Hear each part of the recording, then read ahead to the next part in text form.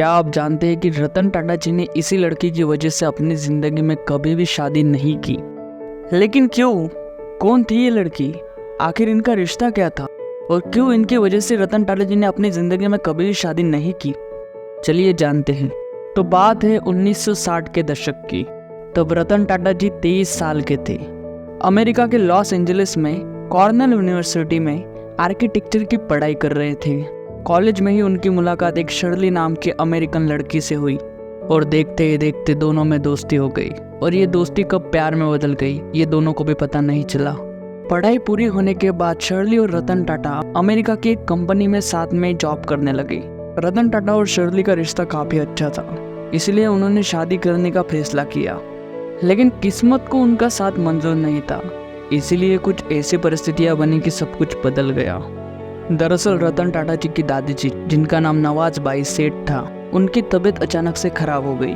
रतन टाटा जी को उनकी दादी ने ही बचपन से पाल पोस कर बड़ा किया था, इसीलिए उनका उनकी दादी से काफी लगाव भी था। इसीलिए रतन टाटा जल्दी ही भारत लौट गए। शर्ली भी रतन टाटा जी के साथ आना चाहती थी, लेकिन उनके माता पिता ने आने से मना कर दिया। लेकिन शर्ली ने रतन टाटा जी से वादा किया था कि वो अपने पेरेंट्स को जल्दी ही मना लेगी और वो उनके पास भारत भी आएगी। रतन टाटा जी को भारत आके काफ़ी दिन हो गए थे, लेकिन फिर भी शर्ली भारत नहीं आई थी और ना ही रतन टाटा अमेरिका जा सके, क्योंकि ये वक्त 1962 का था, जब भारत और चीन के बीच युद्ध चल रहा था। भारत और चाइना के बीच युद्ध छिड़ गया था और सभी एयरलाइंस ने अपनी हवाई यात्रा बंद कर दी थी। इसीलिए रतन टाटा भी अमेरिका नहीं जा सके। अमेरिका जाने का दूसरा और कोई रास्ता नहीं था, इसीलिए रतन टाटा और शर्ली के बीच हमेशा खतों में ही बात होती थी। वो एक दूसरे को खत लिखा करते थे। इन लेटर्स के जरिए ही उनकी बातचीत होती थी। लेटर के जरिए ही शर्ली ने रतन टाटा जी को बताया कि उनके माता पिता इस शादी से खुश नहीं हैं और उन्हें भारत नहीं भेजना चाहते। मगर युद्ध खत्म होने के बाद जैसे ही एयरलाइन सर्विस फिर से शुरू हुई, रतन टाटा भाग के अमेरिका पहुंच जाते हैं। मगर तब तक काफ़ी देर हो चुकी थी। शर्ली की अब शादी हो चुकी थी। इस बात का रतन टाटा जी को बहुत बहुत दुख हुआ और वो इतने निराश हो गए कि उन्होंने कसम ही खा ली कि अब मैं जिंदगी भर कभी भी शादी नहीं करूंगा। रतन टाटा जी कभी भी अपनी पर्सनल लाइफ को सोशल नहीं करते थे और हमेशा उसे प्राइवेट ही रखते थे। लेकिन ये बात उन्होंने खुद अपने एक इंटरव्यू में बताई थी। उन्होंने बताया था कि अमेरिका में उनकी शादी कैसे होते होते रह गई और इस बात का उनको आज भी कितना दुख है। हालांकि इतना सब कुछ होने के बाद भी उन्होंने उस लड़की का नाम जाहिर नहीं किया था, लेकिन उन्होंने ये किस्सा ज़रूर सबको बताया था।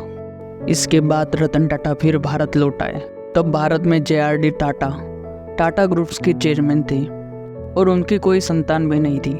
इसीलिए उन्होंने अपने चचेरे भाई के बेटे रतन टाटा जी को अपना कारोबार संभालने का ऑफर दिया, अपना कारोबार संभालने को कहा। हालांकि इसके पहले भी कई बार रतन टाटा को ये ऑफर मिला था, लेकिन उन्होंने हर बार इसे इनकार कर दिया था। लेकिन इस बार रतन टाटा जी ने हामी भर दी और इसीलिए JRD टाटा ने काम सिखाने के लिए रतन टाटा को छोटा मोटा काम देना शुरू कर दिया। आप यकीन नहीं करेंगे कि तब रतन टाटा जी ने फैक्ट्री वर्कर्स के साथ भी काम किया था और अपने काम को बड़ी मेहनत से पूरा किया। और इस बात से JRD टाटा इतने खुश हुए, उन्होंने इस्तीफा दे दी और रतन टाटा जी को टाटा ग्रुप का नया चेयरमैन भी बनाया। और उसके बाद जो हुआ वो तो सारा देश ही जानता है कि रतन टाटा जी ने टाटा ग्रुप को कहाँ से कहाँ पहुँचा दिया।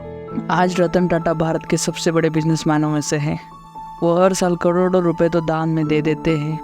उनके जैसा दानवीर बिजनेसमैन आज भी भारत में कोई नहीं है। ऐसे रतन टाटा जी को हमारा भी दिल से सलाम। रतन टाटा भारत के असली रतन थे, उन्हें मेरा शत शत नमन। सुप्रसिद्ध बिजनेसमैन रतन टाटा जी का 9 अक्टूबर 2024 को निधन हो गया। उन्होंने टाटा ग्रुप का हिस्सा होते हुए टाटा ग्रुप को नई बुलंदियों तक पहुंचाया था। सन 2000 में उन्हें भारत सरकार ने पद्म भूषण और साल 2008 में उन्हें पद्म विभूषण सम्मान से सम्मानित किया गया था। रतन टाटा एक ऐसे शख्स रहे जिनकी कहानियां सुनकर पीढ़ियां बड़ी हुई है और शायद ही कोई व्यक्ति हो जिसने उनकी कंपनी द्वारा बनाए गए वाहन में कभी सफ़र न किया हो।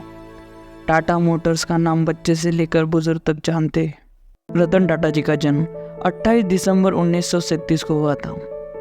उम्र के 75 साल पूरे होने पर 28 दिसंबर 2012 को टाटा और सन्स के अध्यक्ष पद से रतन टाटा जी ने इस्तीफा दे दिया।